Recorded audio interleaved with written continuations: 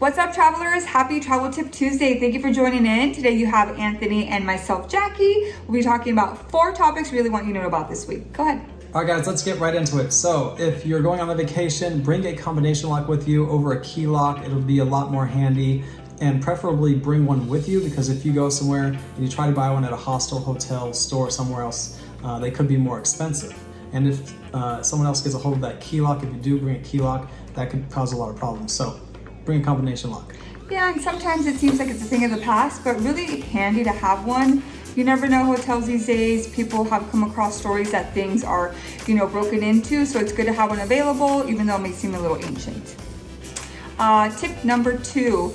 When you're staying at a location, feel free to ask a local hotel or hostel for tips or any kind of recommendations on local tours. Even if you're not staying at that location for that hotel or hostel, usually people are really friendly and inviting on suggesting places that you should check out as a local. So I call ahead of time, but whatever works for you, don't forget to ask around, especially if it's a reputable name that you trust, so you get some ideas on where to go.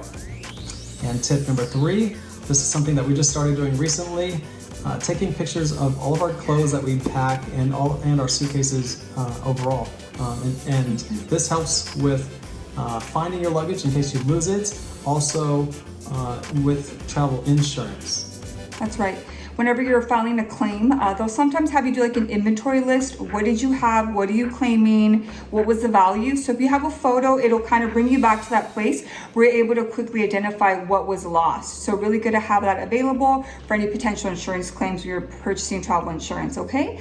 Lastly, something coming up with travel news, Bali announced recently that they will be limiting the rentals for tourists on motor bikes. So I guess they had an issue with tourism and people not driving, how they should, kind of taking advantage of the system, driving recklessly, and taking advantage of prolonged stays. So this is really affecting tourism. So just be aware of Bali. They're looking into that.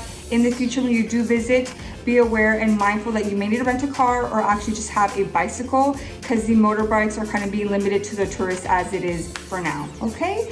I think that's all we have, Anthony. That's it for this week's Travel Tip Tuesday. We'll see you guys next week. Thanks for joining in. Take care.